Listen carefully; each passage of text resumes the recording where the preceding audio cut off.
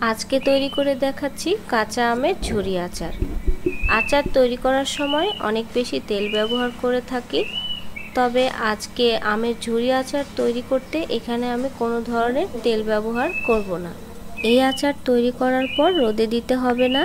তেল ছাড়া এবং রোদে দেওয়ার ঝামেলা ছাড়াই আজকে তৈরি করছি কাঁচা আমের কুচি আচার। আচার বানানোর জন্য এখানে আমি 1 কেজি আম নিয়েছি। আমগুলোকে খুব ভালোভাবে ধুয়ে পরিষ্কার করে নিয়েছি। এখন সবগুলো আম আমি একে একে খোসা ছাড়িয়ে নিচ্ছি। আপনারা এই কাজটি বটি দিয়েও করতে পারেন, তবে আমি আজকে পিলার দিয়ে খোসা ছাড়িয়ে নিচ্ছি।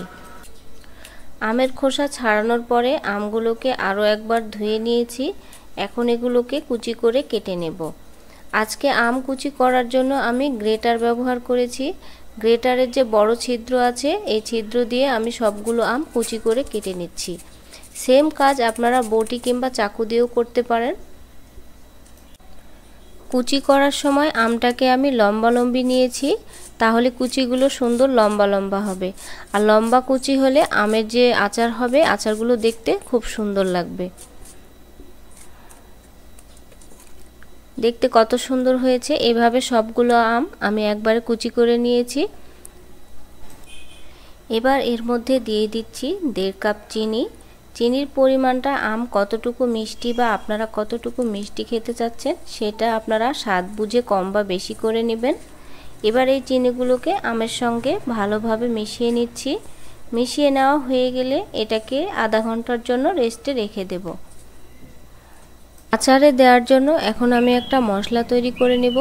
এজন্য এখানে 1 চা চামচ দিয়ে দিচ্ছি 5 ফোড়ন, 4টা শুকনো মরিচ, 1 চা চামচ ধনিয়া আর 1 চা চামচ মরি। এগুলোকে হালকা আঁচে ভেজে নিচ্ছি। 2 থেকে 3 মিনিট তেলে নেওয়ার পরে এগুলো ভাজা হয়ে যাবে।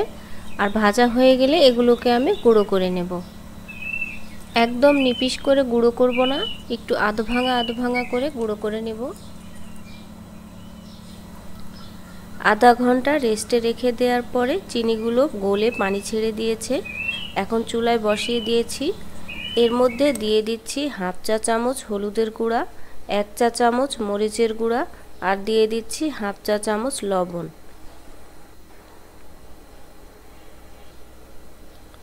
তারপরে এগুলোকে একসাথে ভালোমতো মিশিয়ে নিচ্ছি। আপনারা দেখেই বুঝতে পারছেন চিনিগুলো পানি ছেড়ে দিয়েছে। এখানে আর কোনো প্রকার পানি দেওয়ার দরকার নেই। এই পানিতে আমটা খুব ভালোভাবে রান্না করা হয়ে যাবে। এইভাবে কিছুক্ষণ রান্না করার পর এর মধ্যে দিয়ে দিচ্ছি হোয়াইট ভিনেগার বা সাদা সিরকা 2 টেবিল চামচ। সিরকাটা দিলে আচার দীর্ঘদিন ভালো থাকে। আর এই সিরকা আপনারা যে কোনো মুদিখানার দোকানে পেয়ে যাবেন। চিনি থেকে যে পানিগুলো বের হয়েছে সেগুলো এবং সিরকাটুকু দিলাম।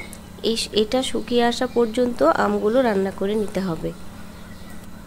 পানিগুলো যখন শুকিয়ে এসেছে সে পর্যায়ে প্রথমে যে মশলাগুলো বানিয়ে রেখেছিলাম সেগুলো অ্যাড করে দেব। চেষ্টা করবেন আচার রান্না শেষ হওয়ার 2-3 মিনিট আগে এই মশলাগুলো দিতে, তাহলে আচারে মশলার খুব সুন্দর একটা ফ্লেভার পাওয়া যায়। এখন দেখে মনে হচ্ছে আচারগুলো নরম হয়ে গেছে, আসলে যখন ঠান্ডা হয়ে যাবে তখন এগুলো ঝরঝরে হয়ে যাবে। এখন মশলা দিয়ে দিচ্ছি, তারপরে এগুলোকে ভালো মতো মিশিয়ে নেড়ে চেড়ে নামিয়ে নেব। এখানে আমার ঝুরি আচারগুলো এখনও অনেক গরম আছে, এজন্য লেকে দেখাচ্ছে। যখন ঠান্ডা হয়ে গেছে ঠিক এইরকম দেখাবে। আশা করি রেসিপিটি আজকে আপনাদের অনেক ভালো লাগবে। আর রেসিপি ভালো লাগলে আমার চ্যানেলটি সাবস্ক্রাইব করে নিয়মিত চ্যানেলের সাথেই থাকবেন। আর পেজ থেকে দেখলে অবশ্যই পেজে লাইক ফলো দিয়ে রাখবেন। বেশি বেশি কমেন্ট করুন আর ভিডিওটি শেয়ার করুন। কথা হবে অন্য কোনো রেসিপি নিয়ে, আবার অন্য কোনো ভিডিওতে। আজকের মতো এখানেই শেষ করছি। আল্লাহ হাফিজ।